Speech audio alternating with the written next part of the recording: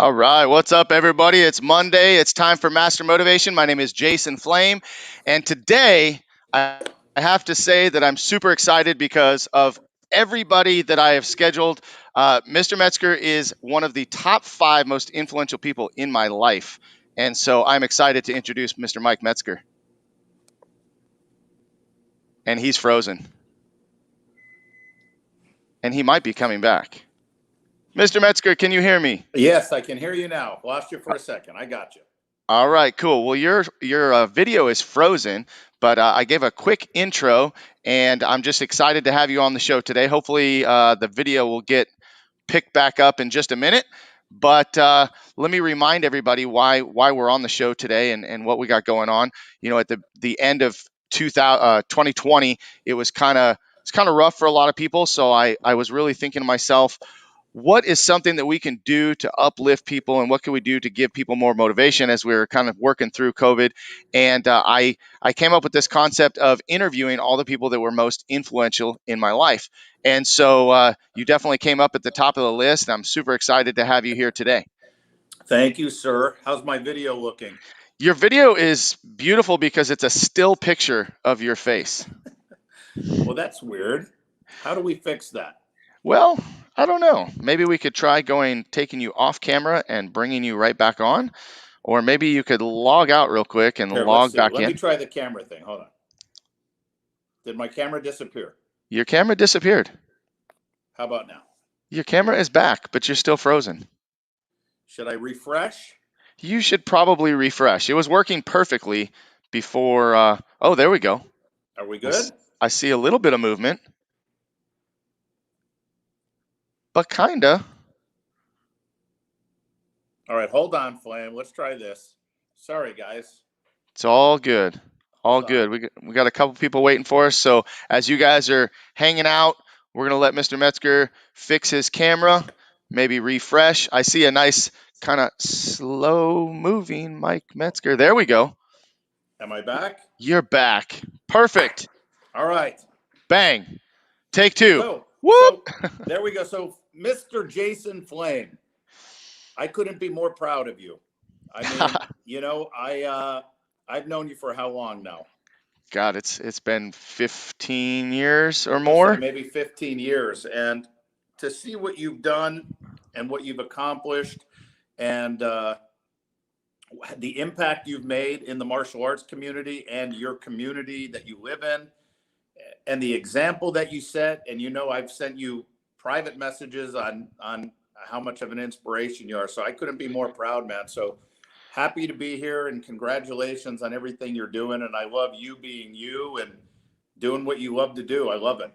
Yeah, thank you. Well, I appreciate it, and I'm really excited to let everybody get to know you, because those of you that have been on my journey, whether it be in martial arts or another area, Mike Metzger's name comes up quite a bit as someone that literally changed my life. You know, I had opened a martial arts school back in 1994, and pretty much winging it, you know, for almost 10 years until I became part of my elite program and team, and eventually coming on as a consultant. But you know, you have changed so much in our school. People have no idea, and that's what's allowed us to have a bigger impact in our community. You know, the things that we do in our school definitely reach further out. So thank you, you know, for everything you've done. And I want to tell everybody all about you, and I want to kind of start from the beginning. I want to hear a little bit about Mikey Metzger when he was a little boy growing up. Tell everybody about growing up, mom, dad, family. Let's start there. So you don't care about losing viewership then, I understand. It's all good. People love to hear your story. Yeah. Well, I can tell my story just and based on the martial arts and the business, you know, leave out the fact that I used to play with the Dukes of Hazzard car and, you know, so look, yeah, so I don't know if you know this, Flame, but I have a sarcastic sense of humor. I never knew that. Yeah, you probably didn't pick up on that, but right. That sarcastic sense of humor didn't go well in school when I was in, you know, first, second, third grade, you know. So I wanted to join karate, started in Wilkes-Barre, Pennsylvania at Heidi Ochai's karate, Washin-Ryu karate, and started with that. And then went from there, started training in Hapkido, and then I went to Taekwondo and Toshikan and Hapkido and Kempo under Tony Martinez Jr. in Utah. My point is I've lived in 7 different states. My mom was a consultant for the health club industry, and we would move, to help a health club get their business together, and then we would move to the next state and do the same thing. And I was there anywhere from 6 months to a year and a half. And the one thing that stuck with me everywhere I moved was martial arts. And I didn't care what style of martial arts. I wanted to find a good instructor. And if I found a good instructor, or my mom, when I was a young kid, found a good instructor, it didn't matter what style it was. I just loved the martial arts. So I stayed with the martial arts and eventually landed in Florida in 1989 and, was training here. Got a black belt in Taekwondo in 1992, April of 92. And then I picked up Brazilian Jiu-Jitsu in 1995. I went on the first Gracie cruise, flew out to California, went on the Horian and Hoist Gracie. They had a cruise where you got 24 hours of training. Started training in Brazilian Jiu-Jitsu, got my blue belt in like 1999. Took a little break when I got married in 2000, started training again, started doing no-gi. Didn't get my purple belt until 2.5 years ago. It was December of 2018, maybe. Still train every day. And so that's the martial arts side. So any questions on that upbringing on the martial arts side? Yeah, well, so what got you into martial arts? Why did you start martial arts? You started when you were a young kid. I'm assuming it had something to do with, your parents or a friend or something like that. What inspired that whole getting involved in martial arts? What inspired was the fact that somebody did not appreciate my sarcastic sense of humor, and this kid punched me straight in the face. So I said, "Mom, I got to do karate. This mouth and being a wimp and a skinny runt, I need something to back it up." So that's why it really I didn't like bullies, and no matter if I can back it up or not, if I saw a bully, I would jump in the middle of it, and I was scared to death. But I just do not like, to this day, I don't like bullies. I don't like people that are rude. So that's why I got into martial arts. But what's interesting, and I will tell everybody this, and this is going to be controversial, so I hope everybody's tuning in. Here we go. The ratings just went up. Here's what made me quit Washin-Ryu karate. Taikyoko Shodan. Do you know that form, Flame? Yes, sir. All right. So it's like our Gicho Hyung Ilbu. It's like the basic boom boom. It's low block punch. It's the H, I pattern form. But here's what happened. When I was a kid in 1982 or 3, when I joined martial arts, I was like the only child. It was like all adults, and it was very intimidating. I mean, it was a very serious atmosphere. And I remember one day I walked in, and we did Taikyoko Shodan 1,000 times. And I walked in one day, and the instructor said, "All right, if you know Taikyoko Shodan, if you already have that form, you know it, go over here with this group." And I look around, and I go over to that other group.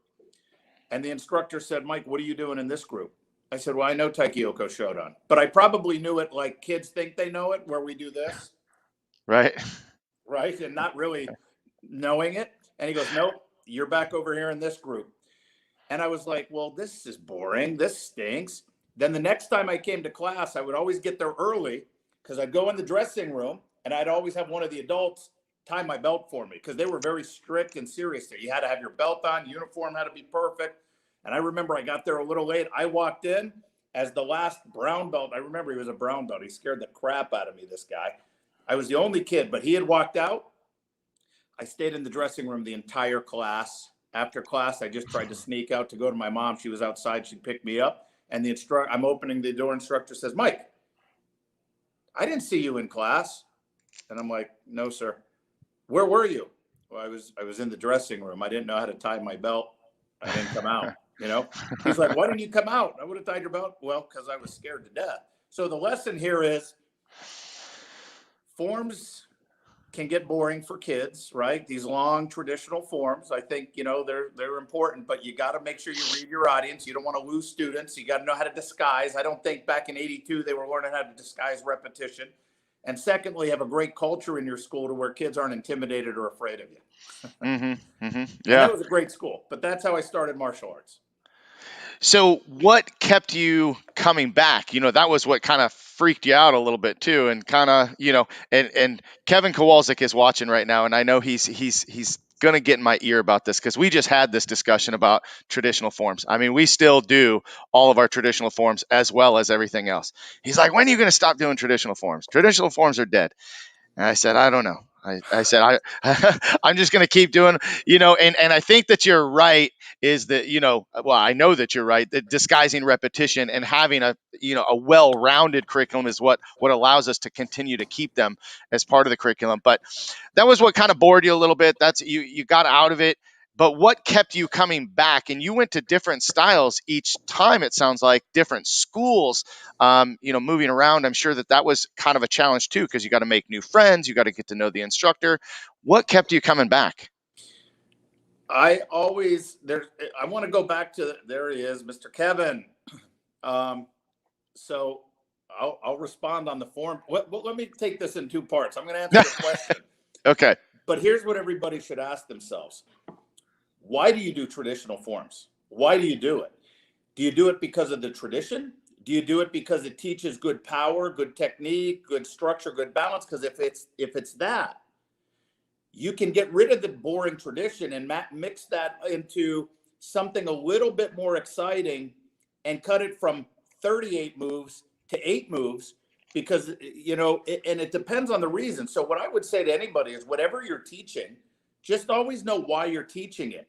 But if your answer is I'm teaching it because that's the way I was taught, well, okay, why do you think you were taught that? Why were these originally taught? And I think we know the answer, Flame. I think originally we were taught because it was a way to practice, especially practice on your own.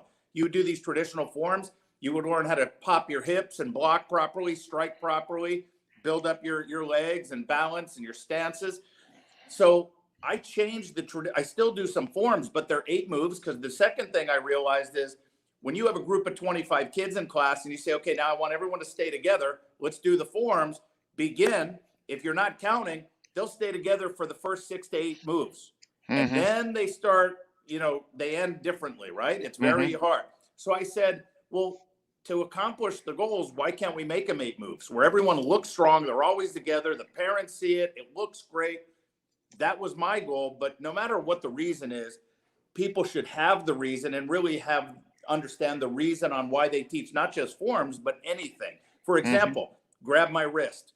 Well, why am I teaching that? Is that because 9 out of 10 attacks are by somebody grabbing somebody's wrist, right? Like we want to make sure that we always know the reasons on why we're teaching what we're teaching.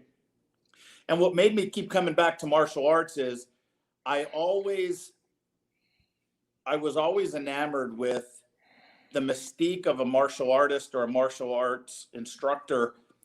And it was almost like that. They were the closest for me in my mind as a kid growing up. They were the closest to me as a real life superhero as you can get, right? Mm-hmm. Looks unassuming. They don't have weapons on them. But man, they were tough as nails, a lot of the people I've trained with. And I've trained with people that necessarily weren't as tough as nails. But as I got older, I can really respect some of the high level people that I've trained with. And to this day, I still have tremendous respect for those people. And that's what keeps me training every single day. Like there's never going to be a time where I think I've reached the pinnacle, right? So Mm-hmm. I just want to keep training forever, right? And I love training. And it's funny because most people on here, they only see me as a business guy. There were people that have approached me that said, do you even know martial arts? I've had people ask me, do you even know martial arts or are you just business? Well, there's the first time you ever came out to Orlando. I was just gonna say it. I remember it You because remember? that was one of those times where I was like, all right, like we had a pretty good relationship. We're becoming more friendly, and you're like, hey, come out, we'll do this and that, and but we're gonna train. And I distinctly remember doing these jumps over the targets, and we're dropping down and doing burpees and hitting the bag. And I was like, all right, this guy's a martial artist too, and that's something that I could truly respect. You and Frank Silverman, same way. People don't know how much martial arts experience he has. Robbie Beard, those were the things that really stuck out to me. Is yeah, you guys know the business better than anyone, and but at the same time, you're a true martial artist. I mean, I see it all the time. You're still doing the BJJ. You're still working. I remember when you got your purple belt, you were so excited because you're like, it's been forever 20 since. years. Yeah, Yeah. right. It was And like so, 20 years. and who knows, maybe it'll be 20 years before you get brown belt, but And you're going to it's keep training, okay. right? That's Right? all It's right. okay. And it's funny because you remember where we did all that training? It was outside in the heat It was outside. Yeah. on a tennis court. I think we went to a Yep. tennis court, right? We did. Yeah. Yeah. And it was brutal out there. So, but my point is people don't see that side of it. It's not like I'm going to put videos of me, helping the industry and showing my training regimen. That's not me. That is not my contribution to the martial arts industry. You have an inspiration. Kevin, I see some of his trainings, right? That is a big contribution from your end as far as what you're doing. The fact that you got your black belt in Krav Maga, I think that inspires people to keep training and branch out and have an open mind. You don't have to just Right. stick to one art. So I applaud you for doing that. Well, part of me thinks that you were testing me out too on that workout. I think you even said it later. That you're like, I just wanted to see if you could work out when we did that workout. There, I lost your audio. yeah, somebody was trying. My daughter was trying to call me, which she may do this 50 more times. Yeah, all good, all good. Hey, so let's talk about as you as a young teenager, you started teaching. Sorry, I can't hear you, bud. I can't hear you. Check, check. Nope, can't hear you. Nope.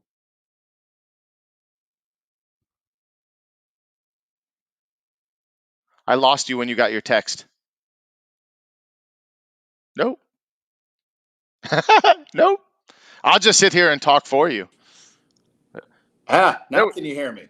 I can hear you. Perfect. All right, hold on. Hey. That test, I wasn't testing you.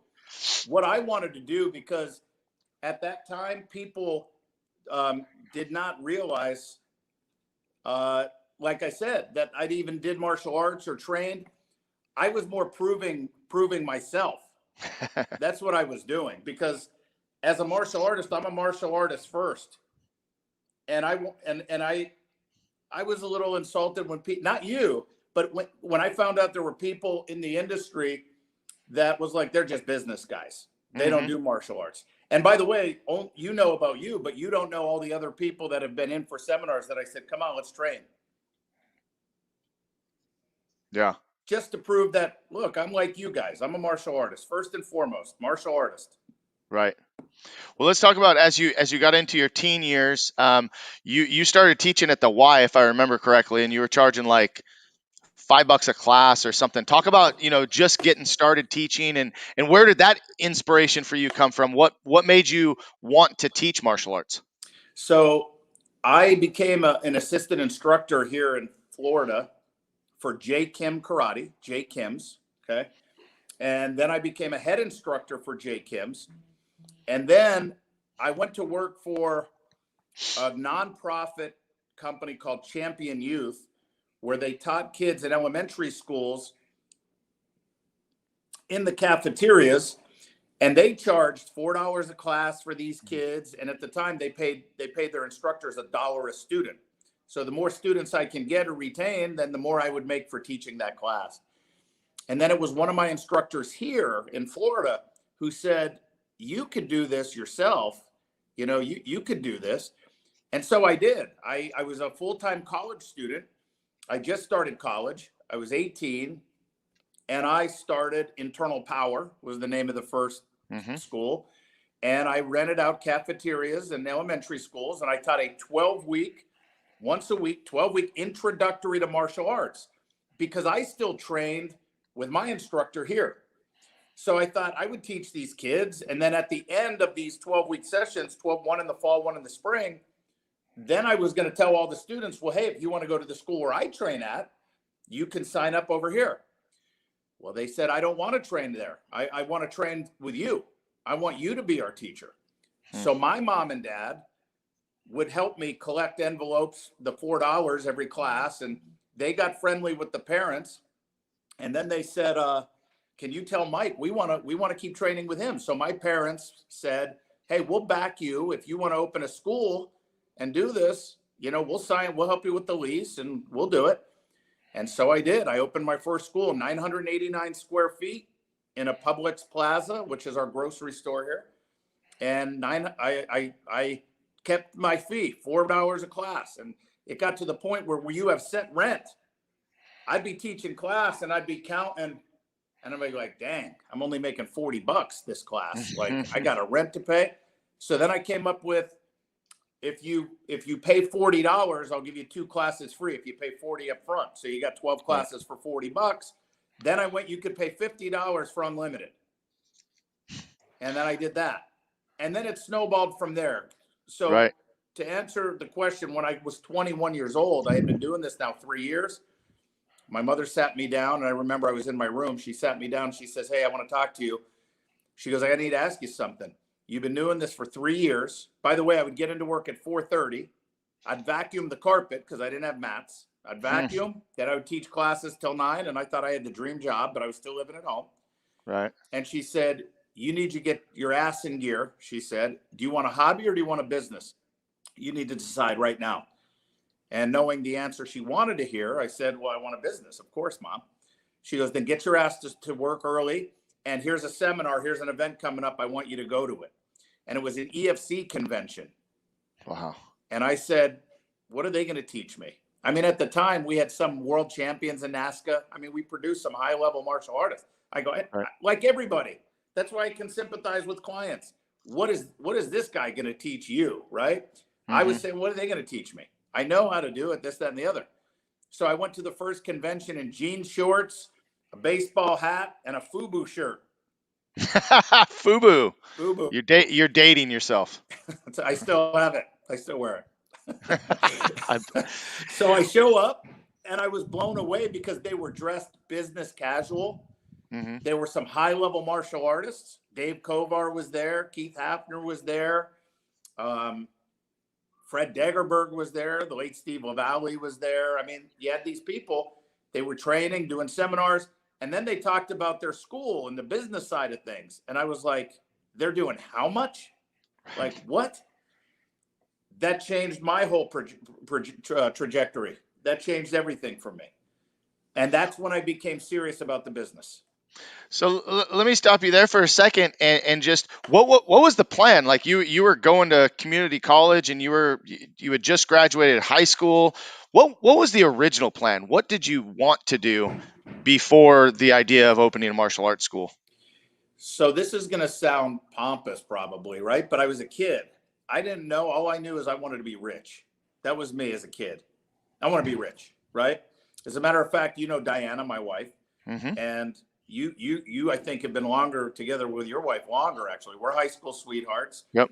And her mom said to me, right, when I was like 20, we had been dating like 3 years or something. She said, I walked in one night at 9:30 after classes, and she says, Mike, let me ask you something, because I'm still living at home, right? She goes, what is it that you want to, what are you going to do like when you're older? And I said, I don't know, but I can tell you I'm going to be rich. I said, I'm going to run a company. I said, I don't know, but I'm going to, and she started laughing. And I said, you can laugh. I said, but that's what I'm going to do. So I was going to school for like business. I was thinking about psychology, right? Right. But the martial arts school started blowing up. You know, I was only in that 989 square foot space for about 6 months before I moved to a 1,651 square foot space. Weird sizes over there. And it was growing. And I was starting to generate some money. And I got my AA degree, 2 years of college. And I went to talk to a counselor. And I said, hey, I'm struggling here. I said, I always knew I was going to go to college and get a degree. but I have this business and I know I'm now passionate about the martial arts. And I said, I love what I do. And it was a 2-hour conversation. And the counselor said, look, if you have a business, she goes, 95% of people who get degrees in college don't end up using the degree that they got their degree in, or having a career in that field. And if you have a business that's flourishing that you love, focus on that right now. Take a semester or two and then come back when you're ready. We'll always be here. Right. That was back in 1995 or 6. I haven't been back yet. Interesting. And you wanted to be rich. What did you ever have another career in mind? Was there something that like was your ideal job or business that you wanted to own? No, not really. I just know that I wanted to work for myself some way, shape, or form. And the reason Mhm. for that is I hate schedules. I mean, I didn't want, you know, to have to be here at 9 and here and then, but that was as a kid. Little did Right. I know that when you own your own business, you're always on. Right. Like I've missed an anniversary before because of work, like you're always working. You're working even harder. But back then you have to understand that I didn't realize, like most people watching this probably, because your instructor, our instructors, right? Most of those instructors didn't make a great living in martial arts. So I never knew back then that you could make a great living. As a matter of fact, I'll let you in on something. My original goal, and I even told Silverman this when we were not partners, when we were just friends at a tournament, and he had a different mindset. He knew when I said this to him, because he brings it up sometimes. He goes, I knew that's when we were on different playing fields. I had said to him, we were talking about, we were young. I've known Silverman since he was like 20, right? And I had said to him, or 21, and I had said, man, if I can make 50,000 a year, I'm set, man. I'm set. And he said, oh yeah, okay, yeah. And didn't think anything of it. I didn't think anything of it. But he told me later on, he goes, I knew that that's when you and I were different, because he didn't set his mindset to making 50,000 a year. But at the time, I didn't know any martial artists personally before I went to conventions of anyone making over 50 grand a year in martial arts. When I Interesting. realized that I could make a living with 2 years of college in, and by the way, 50,000 a year, that was my goal, right? That's when I didn't want to do anything else. I said, this is what I want to do. I'm a martial art. I would love this. Today, our business and our structure, I give all of our people an opportunity to make 6 figures a year in the martial arts business and give them such great opportunities. But I didn't have that back then. So so to answer your question, I didn't know what I wanted to do. I was nervous about it, but it wasn't long before I realized I can be a professional martial arts instructor. Yeah, and so like most other, and listen, there's probably people that are not in the martial arts industry, not a martial artist at all, watching this, but opening your business, you went to this seminar, but what were some of your struggles early on as you opened your business? Only being good at my trade. It's like if you're a chef or if you can cook a great meal, you want to go open a restaurant and you're an unbelievable cook, but you have no idea how to run a restaurant. I'd like to think I was a very, very good instructor, but I had no idea how to run a business. My struggle was just that. My struggle was the only way that I can grow or be successful is by getting more customers in. That was what was the difference. Hmm. So that was my struggle. I had no other idea on how to make money or generate revenue besides getting more customers. Well, what happens if you're running a restaurant or any business? My first job was sanding boats, right? It was Butch's Repair Shop in Canyon Ferry Lake, Montana. And I was sanding boats. But my point is how do you make more money? Well, get me more boats to sand, but get me more students. There's only so many students I can fit in Right. 989 square feet or in 1,600 square feet. And that was my only way of making more money, more students. So then I would expand. Well, what happens when you expand? You have more expense. Rent is higher. Electric is higher. You hire people, but you got to keep getting more customers.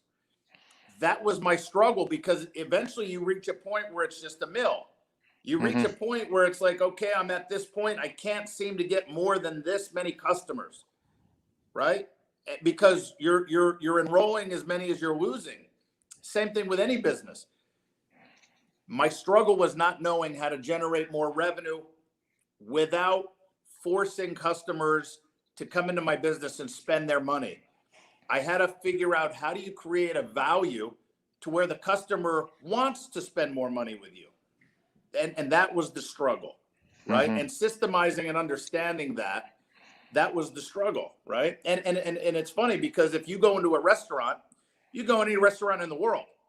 If you Let me ask you a question. If you want a great steak dinner, where are you going to dinner tonight? Well, out here, if I'm going, I'm probably going to Mastro's. Okay. Is that all they have, is steak? Nope. No. They probably have some kind of fish. They probably have appetizers. They probably have wine. They probably have desserts. Right. Are you insulted when you walk in there and they have all this stuff to get your money? Mm-mm. Mm-mm. But if you walked in there and they said to you, hey, I'm glad you came to us for steaks. Listen, before you could have your steak, you have to have an appetizer. You have to order a salad. You have to have a glass of wine. You're going to be irritated. Right. That's where businesses go wrong sometimes, is they force things on the customer, and they go wrong because they have this mentality that I'm not going to nickel and dime my customers, but why don't you give your customers options and choices and let them decide what they want to buy? Right. That was the struggle. And I believe Right. that's the struggle with our industry and any industry. They don't know how to do that. Sure. Well, it's very interesting having been a part of Maya and learning all of the systems, and that's, I mean, for you, that is ingrained into my head forever. I go into any restaurant, any business whatsoever, and again, I was talking with Kevin about this the other day. Is like you look at different ways when you start looking at, the five profit centers and different things like that. That could apply to literally any business. Yes, it Any of the can. systems that we have taught in Maya can literally apply to any business. So you go to EFC for the first time, you start learning about how to grow your business starts growing. Eventually, I believe you were up to three internal power, right? Yep, Internal yep, power martial arts. Um, and so at that point, you have three schools. Mr. Silverman was already on, and we got kind of his side of the story where you guys decided to partner. Um, Talk about kind of growing those three schools and what made you make the decision to decide to partner with Mr. Silverman and kind of continue from there. Well, Silverman and I, as he probably told you, we were not friends at one point. We were Right. enemies. I mean, it's not that we weren't friends, we were enemies. But when he was asked to start Maya and be the executive director of Maya, there's a lot to the story, but he came to me and wanted to extend an olive branch, because his mindset now was, we got to help the industry, right? So asked me if I wanted to be a part and fly out to Oklahoma City. So we started doing consulting together in Maya. And then in 2006, well, then inadvertently, he got into commercial real estate. He had gotten to a building with another Sergio von Schmeling, another competitor and friend in the industry.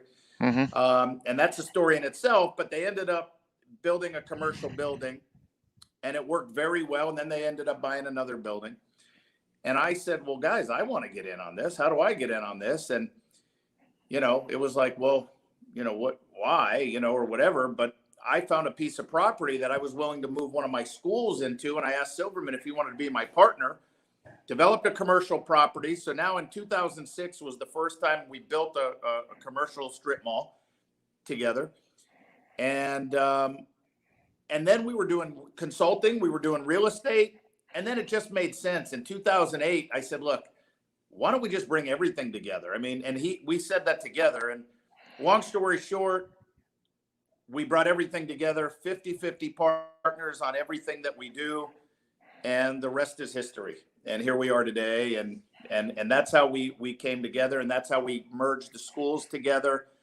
And now today it got, things got so big. We used to be Frank and I ran everything. a couple of years ago, we said, look, we can't have our people doing real estate and doing this and doing karate. So we split our divisions. We're still 50-50. He focuses more on the real estate. I focus more on the martial arts schools and our licensing that we do. We have CMA affiliates. We're up to 98, I think now, 98 location of CMA affiliates. And I do that. And we're in the middle of opening more schools now in Orlando. And so we do that. And he focuses on the real estate. And then I'm the lead consultant, as you know, and I head up the consulting side of the Maya division on the elite side. So that's where we are today. What inspired you, or where did you find the value in becoming a consultant? Because you had 3 successful schools, you're doing well in that. You have this opportunity to be at the ground floor of the Martial Arts Industry Association as a consultant. What was it that intrigued you about becoming a consultant and growing that company and that program? I remember clearly, Frank and I were fishing on the lake. It was the middle of the day. It was a weekday. The schools were self-sufficient. His schools were running. My schools were running. And we thought it was great. But then we were sitting there on the boat. It's like 1 o'clock in the afternoon, 2 o'clock. And we said, this could get boring, right? Like we have an idea on this consulting deal where I had said, I went to a Tony Robbins seminar back in 2000 or 99. I'm sorry. Maybe it was earlier, 98, 99. And I had said, look, he offers coaching. Now, if you remember, Maya originally was just 2 VHS tapes in a box. Mm-hmm. And then it became CDs, with some ad slicks. I said, he offers coaching and we should do coaching. Well, over time, it was like, we should do this where we actually coach people. And I said, I wouldn't be where I'm at if other people didn't take care in me or and help me get to where I wanted to be. So I was like, let's see if we can help schools in this way and do these one-on-one consulting. And then we decided we're going to do a success seminar. The first one was in Oklahoma City. We had 6 schools sign up for the success seminar, 6. And me and Frank Silverman and another gentleman did the seminar out there. And all 6 schools signed up for the consulting, all 6 of them. And it was a 1-year agreement. Like, they committed, all of them. And we said, okay, there's definitely a need here. And that's how it started. That's how the elite program started, with the one-on-one consulting. And as you know, because you've done it, you've changed people's lives, Absolutely. I mean, and Absolutely. so when you see that, it's almost like teaching a student that wins a gold medal in the Olympics. When you take a martial arts school, especially someone who's been doing it for 15 years, and they're just kind of getting by, and they're just, it's not what they want, or they have a full-time job, and you could take them, and within a couple of years, they're just booming, and they have a staff, and they've hired people, and that's exciting. So that's what, excites me. So as a younger teen, growing up, and martial arts was, something that you really loved, and then you became an instructor, then you became an instructor of instructors and a business coach. Did you ever have that, I guess, leadership role younger, or did you learn that leadership role from someone else, or where does that come from within you? Because a lot of people look at you as just right there at the top. And what prompted all of that? What do you think drives you to continue doing that? So I always had this thing that if my mother asked me to clean my room, I wouldn't clean my room. But if anyone ever asked me to do something, I was so afraid of letting people down that I would always do that job 100%, and I would just do it. So at 13, because my mom managed those health clubs, as I told you, right? In Montana, I was 13, just turning 14, when I was hired to open up the health club at 5 a.m.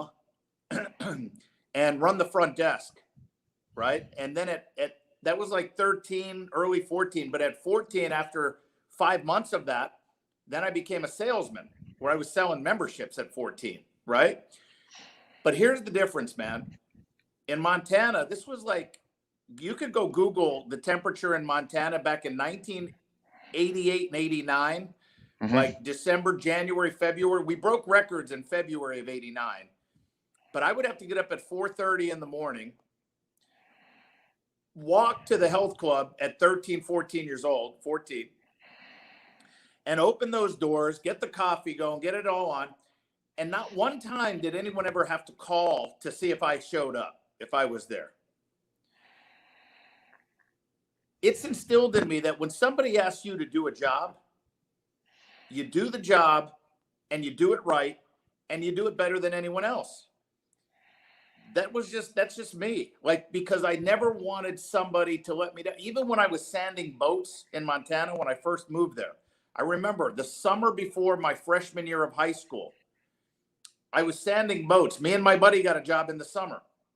At the end of the summer, when school was starting, Butch, who owned Butch's repair shop, pulled me aside and said, "Hey," he goes, "You going to be able to work during the school year? I want to keep you on." And I said, "Well, let me talk to my friend Jim, see if, if he's going to do it." He goes, "I don't want your friend Jim. I just want you." Because I work my ass off for other people. And when I'm a consultant, I cannot let you down. And by the way, this is why, I don't coddle. I don't beat around the bush. I get frustrated. I'll dive in and I'll tell it to you, and I'm going to get on your ass because we have a job to do. You hired me to do a job. I don't want to hear excuses. I'm going to get that job done. Now, it's okay if you say, "I changed my mind. I don't want to be that successful." You tell me what you want, and I'm going to get you there. And that's just the way I'm built. If I was hired to open a club at 5 a.m., I don't need my mommy making sure I'm up at 4:15. I am going to make sure there's no excuse. I would never think, "Well, my alarm didn't go off. Oh, it was minus 25 degrees. I couldn't get to work." If you want me to do something, you can make sure it's getting done. I mean, that's just the way I was always built. I don't know. Well, I mean, listen, I've been on the other end of a phone call that I didn't want to be on, but I knew I should, right? I mean, I can't tell you how many times the guys and I would be in the office going, "Oh crap, Metzger's going to get on our ass," but you're 100% right that you don't sugarcoat anything, but you get the job done. And I will say you are very good at also in my, hey, look how far you've come. Look at what you've done. I mean, this is where you were, this is where you are now, so you definitely have the ability to also continue the praise. So having said that, it's very difficult for you to have that feeling of not wanting to let someone down, and you want to just do the best damn job possible all the time. How do you instill that with your team? Because anybody that works with anybody has been frustrated at one time or another with a staff member that's not pulling their weight, a team member that makes excuses. We live in a society now where, oh my God, young kids, we just don't know what we're going to be looking forward to in the future, right? So how do you establish that, and how do you motivate your staff members to be on task? That's a great question. And for years, put it this way: if you're any kind of company that has staff, that's going to be ongoing forever, right? Hmm.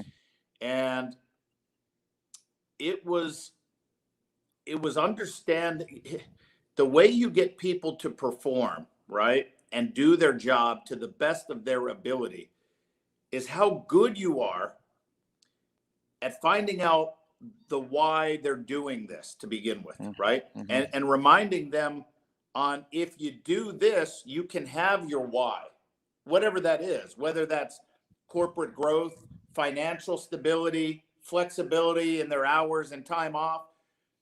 But you have to know what your people want, like, or else it's just a job. So when people work for me, and by the way, I just got out of a director of operations meeting, and they're in the other conference room. I mean, you can see the backpack still sitting in the chair here. That's not my backpack. That's one of our director's backpacks. Because I just finished that meeting and we were talking about, now this is Nick Peterman, Stephanie Connor, Eric Santa Maria, and Obeda Benwali. Well, these people have been with me. Nick's been with me for 27 years. Obeda Mm-hmm. started with me when he was 10. Eric started with me when he was 5, 6 years old. They're Right. 34, 41 years old.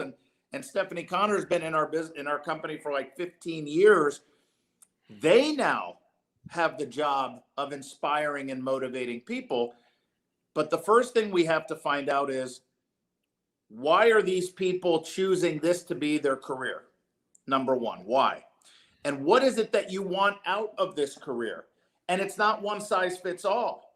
So you have to have a structure that's going to appeal to all the different people, whether it's, I love recognition. You know, if I'm in a job that recognizes my hard work, that's the most important. I want a job where there's financial growth. I want a job where I won't work till 9:30 at night until I'm 60. I want to be able to move up. Well, that's a director of operation, right? They don't work till 9:30. So it's evolved now where we have a system now that fulfills all of those needs. And when somebody's slacking or not doing the job, why aren't they doing the job? Are they doing it because we've done a poor job training and they don't understand? Is it Mm-hmm. because they're lazy? Is it because they lost motivation? Do they need a little time out? Like, and that's what's constant.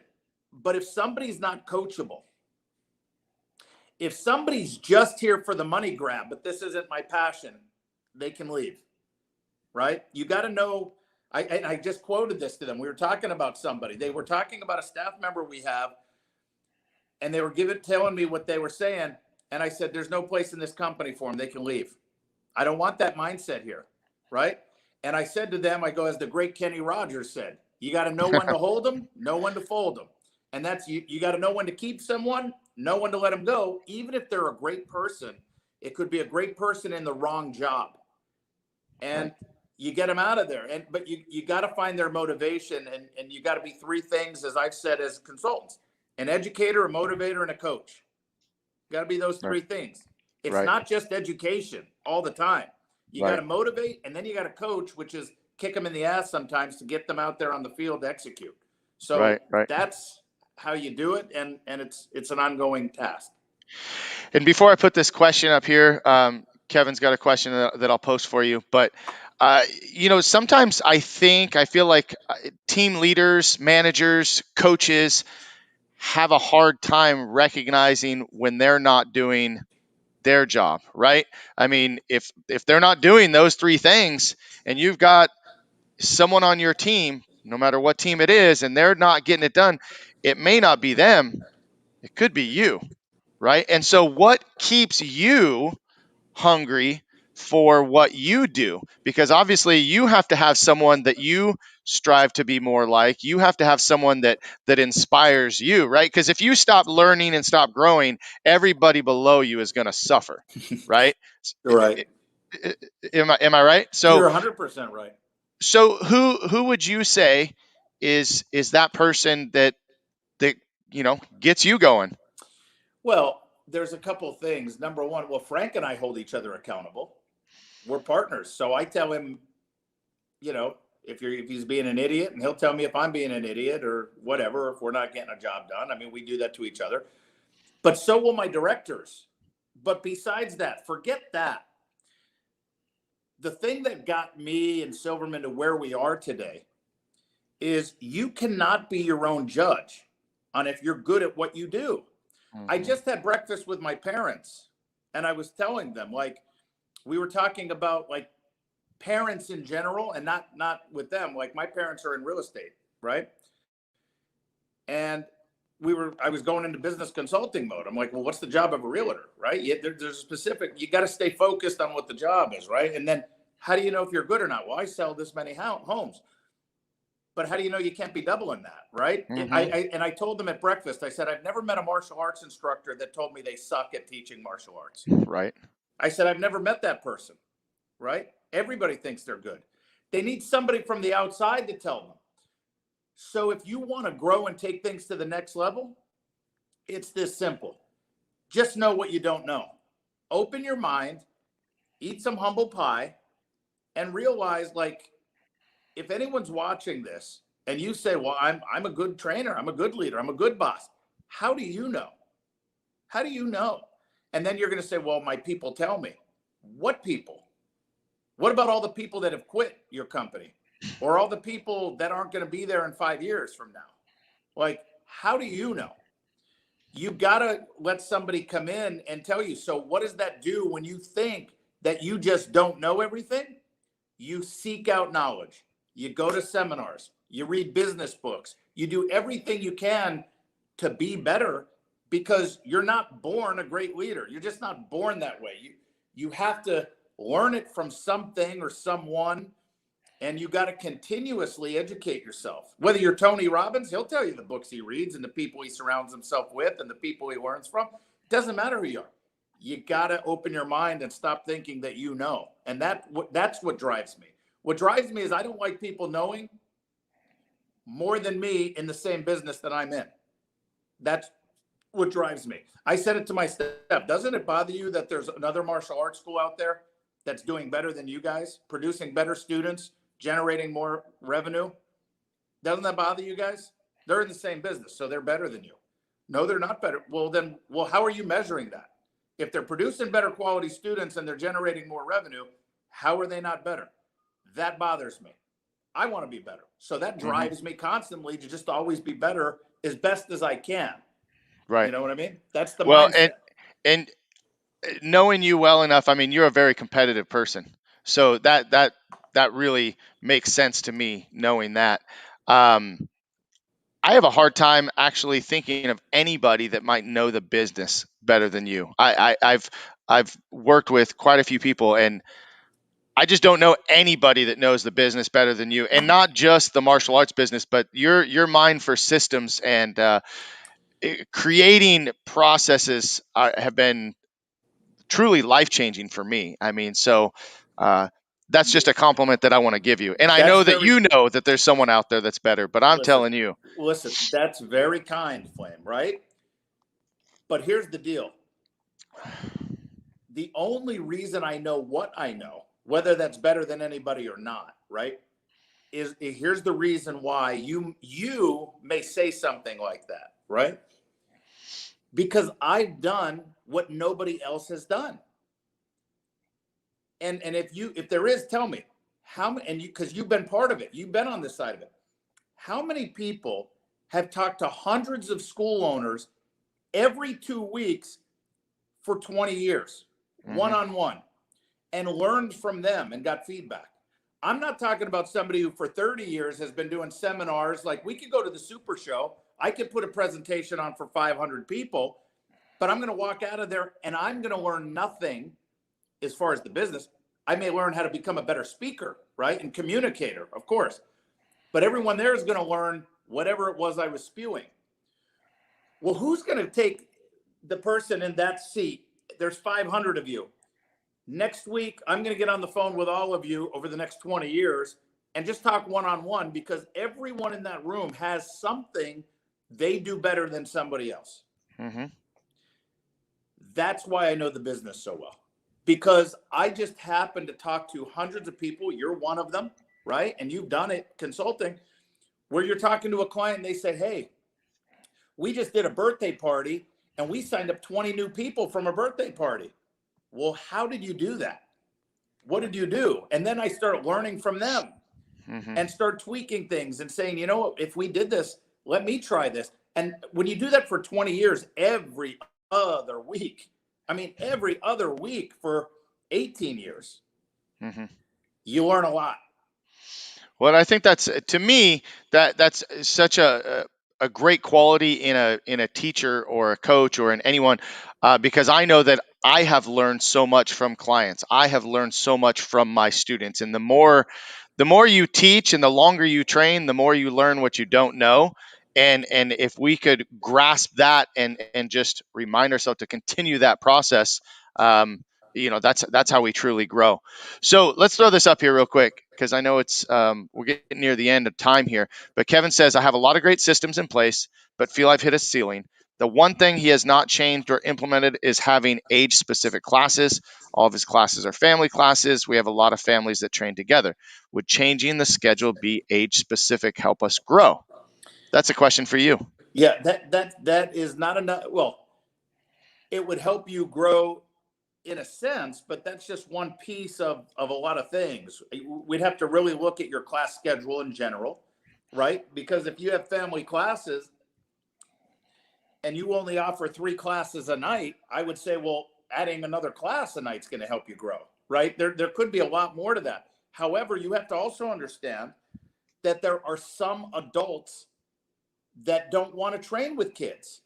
They want to break from kids. Now, this is one of those circumstances where you can come back and say, oh, but all my adults love training with kids. Those adults do. Right. But how many adults didn't sign up because it was with kids, right? That's number one. Number two, there are some kids that are intimidated by adults. I just told you my story.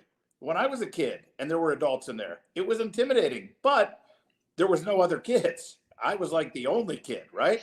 Mm-hmm. But the thing is what can we do in our business? First of all, as a martial arts business, you're going after a sliver of the market, right? There's a sliver of people that want to do martial arts, right? Well, I want that whole sliver. I don't want to do things that's going to make it even smaller. Like, the question I would say is, do you think if you had a kids only class and an adult only class and a family class, you would appeal to more people? Well, the answer is, of course you would. Of course you would, right? Because now you have the options. If you don't want to train with the adults, we have a kids only class. If you don't want to train with kids, we have an adult only class, right? But then it's like, well, how do you fit it in the schedule? How do you create a schedule to do this, right? And how do we lay it out? And so that's part of something that would help you grow. Yes. Well, I knew that we would at some point during this interview get to let you consult somebody. So I'm sure that Kevin will reach out to you as well and talk more about it. Let's talk about what's going on now and what does the future hold for you. What's going on now in the businesses in your life? What's inspiring you? What's motivating you? What keeps you getting up, going to work every day? I'm blessed and so lucky, man, to my drive right now is to take care of my people and give them the financial reward of being in the martial arts industry.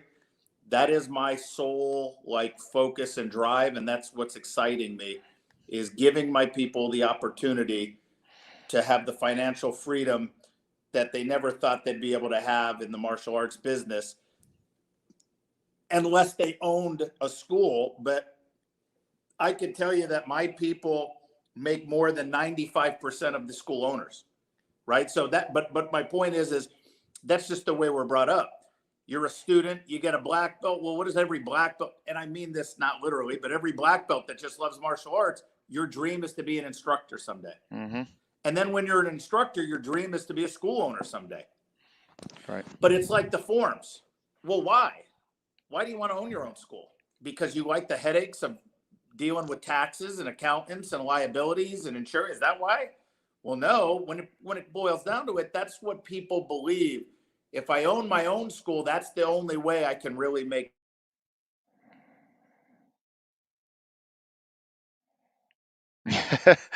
Yep, I got you. My daughter again. It's all right. We got it all figured out now. Yeah.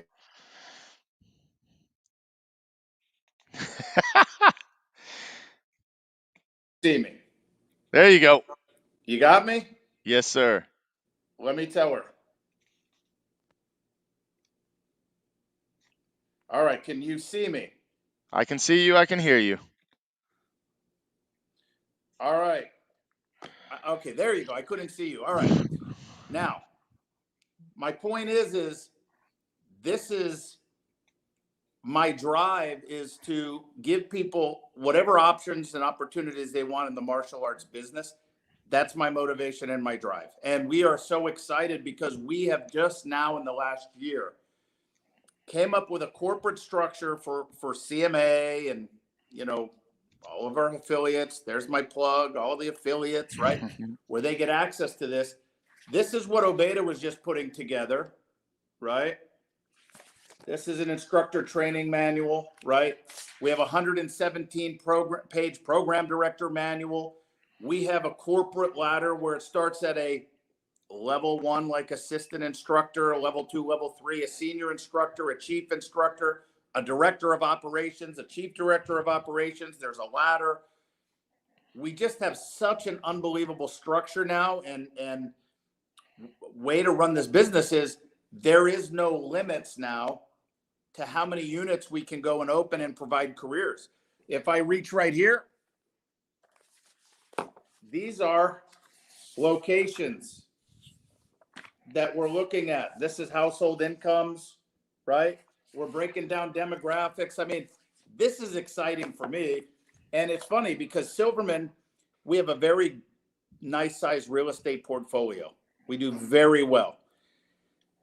Last week, we just bought a building, and it's like we're already under contract to sell the building. Somebody came in and says, I want it. It's a very huge profit. And my response to that was, cool. All right, let me know. This is more exciting than that. And again, it's about helping other people, because that just gets me more excited, man. I mean, I worked hard. Like I've already gotten those rewards. So like, it's fun. The ride is fun.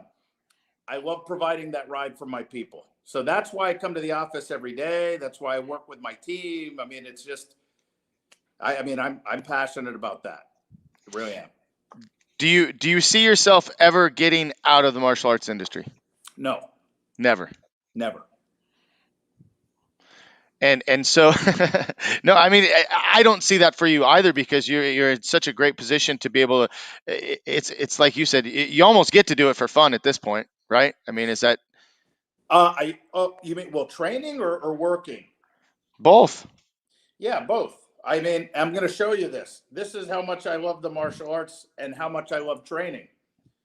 So as I get older, my mind doesn't think that I'm old, right? So I train and I train and I train. Well, here's an x-ray of like what happens to my back.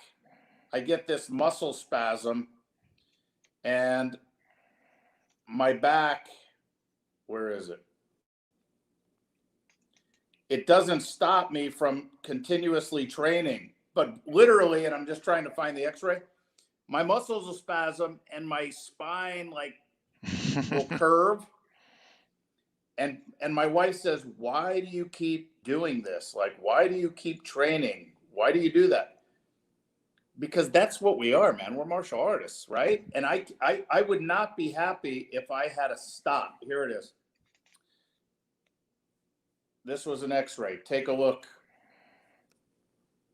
Oh, wow. And I literally will go downstairs and I'll walk like this. Right? I'm okay right now. My back's just starting to get better a little bit, but I'll go down. I'll say, I can work my top game. I can't work my guard, like, because my back. Right. And I'll figure it out. Again, it's that mentality of no excuses. You want to be good at something? No freaking excuses. You do it. Now, some people would say that's not motivation. That's stupid, because you're going to hurt yourself permanently. It's worth that risk for me. Well, I don't want to be hurt permanently, but I can't stop training, man. It's a mental clarity thing. I love martial arts. Love martial arts, and I love the business. And by the way, Flame, it's the business that I just know so well. So like, why would I get out of it? I'm changing lives here as a team. Our team is changing other kids' lives. As an instructor, you're building up students, right? And we always talk about how a martial arts instructor is changing people's lives. Well, how much can you change their life if you gave them a career opportunity where they could get the house of their dreams and they can do martial arts and provide for their families? I mean, how much did you change their life then? Immensely. And I mean, it's just a bigger scope overall.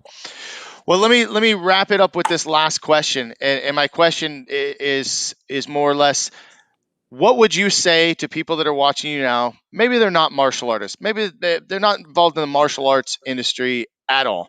But anybody that might be struggling to get that next level of wherever they are, or they're not sure where to start, um, what would you say to them? Throw out all the excuses on why you can't. Understand you don't know what you don't know, and go find somebody that's doing what you want and go learn from them. I mean, that's it. It's great advice. I mean, it's simple, simple, great advice. Um, I think it's awesome, and I'm just I'm excited to have had some extra time with you because it's been a little bit since we've really spent time together, and I just want to one more time reiterate the fact that the reason that I asked you to be on the show, I mean, I would say absolutely 100%. You're probably in the top 5 people that have inspired me and changed my life in a very big way. Um, that would include my father and my instructors. And I mean, I always talk about Mike Metzger, and people ask me, who is this guy? Well, you guys got to hear from the man for about an hour here today. So thank you for everything that you've done for me. Thanks for being a great friend, always being someone that I know that if I had a problem, if I needed help, I could call you anytime. You're always available for us. So, and thank you for what you do for the industry and for all the other martial artists. I mean, you have literally changed tens of thousands of lives through teaching them to teach their students. So, thanks It, again. Flynn, thank you for all that kindness. But listen, I told you before how much of an inspiration you've been to me, right? Because of, you know, sticking with tradition, practicing your art, expanding your knowledge in the martial arts, helping people, consulting people, running for office in your community to help the communities, following your pro wrestling dream, you know, and doing that because it's what you love to do. And like, I admire that so much. I mean, so keep doing what you're doing, man. And yes, of course, I've told you all the time. You call me anytime, and just my sense of humor. Just know it's a sense of humor.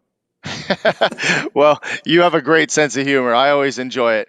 Guys, hey, everybody that's watched today or will watch later, do me a favor and share the video. Just let everybody get to know Mike Metzger a little bit more. And I look forward to having future guests. Upcoming next week, we got Chip Townsend on the show. So tune into that one. Really excited to talk with him. Great guy. And yeah, super, super excited. I have watched that guy break so much stuff over my lifetime. I mean, that's like super cool to me. So I'm excited to have him, and we have so many more guests. Just keep coming back, guys, every Monday at noon, and we'll see you soon. Mr. Messer, hang out for just 1 minute, and I'll be Sure. right back. All Thank right, you. guys, thanks a lot.